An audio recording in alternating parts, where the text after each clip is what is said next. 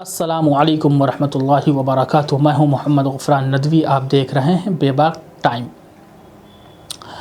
شعبان المعظم کا مہینہ اسلامی سال کا ایک بابرکت مہینہ ہے جو رمضان المبارک کی تیاری کا مہینہ بھی کہلاتا ہے۔ اس مہینے میں رسول پاک صلی اللہ علیہ وسلم کی عبادت کا خاص اہتمام ہوتا تھا، اس لیے نوجوانوں کو بھی چاہیے کہ وہ اس مبارک مہینے میں اپنا وقت فضول کاموں میں، کھیل کود، لہو و لعب اور غیر ضروری مشاغل میں ضائع کرنے کے بجائے عبادات، نیک کاموں اور اللہ کی رضا حاصل کرنے میں گزارے۔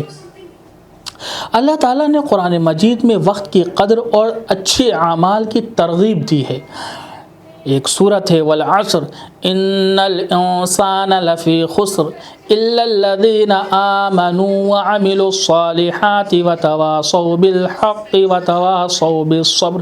اس سورت کے اندر اللہ تبارک و تعالیٰ نے زمانے کی قسم کھائی ہے، یقیناً بے شک انسان خسارے میں ہے سوائے ان لوگوں کے جو ایمان لائیں اور ان لوگوں کے جنہوں نے اچھے عمل کیے، یعنی ایمان کے ساتھ ساتھ میں انہوں نے اچھے اعمال بھی کیے۔ یہ آیت ہمیں بتاتی ہے کہ وقت ضائع کرنا انسان کے لیے سب سے زیادہ نقصان دہ چیز ہے، اور نجات صرف ان لوگوں کے لیے ہے جو ایمان کے ساتھ ساتھ میں اچھے عمل جنہوں نے کیے ہیں۔ لہذا نوجوانوں کو چاہیے کہ وہ اپنے وقت کی حفاظت کریں اور عبادات میں مشغول رہیں۔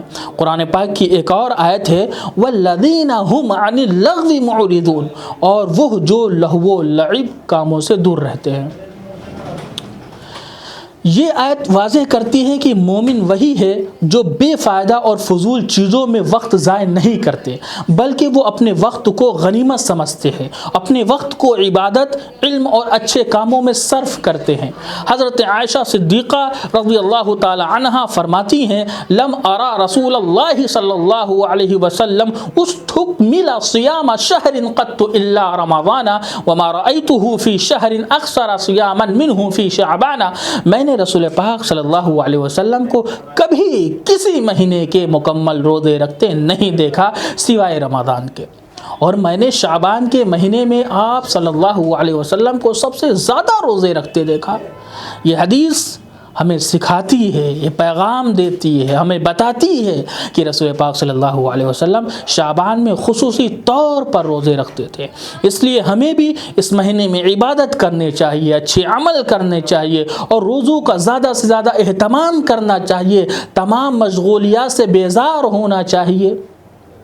حضرت اسامہ بن زید رضی اللہ تعالی عنہ فرماتے ہیں کہ اے اللہ کے رسول، میں نے آپ کو کسی مہینے میں اتنے روزے رکھتے نہیں دیکھا جتنے آپ شعبان میں رکھتے ہیں۔ تو آپ صلی اللہ علیہ وسلم نے فرمایا یہ ایک ایسا مہینہ ہے جس میں لوگ غفلت برتتے ہیں، رجب اور شعبان کے درمیان، اور یہ وہ مہینہ ہے جس میں اعمال اللہ کے سامنے پیش کیے جاتے ہیں۔ تو میں چاہتا ہوں کہ جب میرے اعمال اللہ کے سامنے پیش کیے جائے تو میں روزے کی حالت میں ہوں۔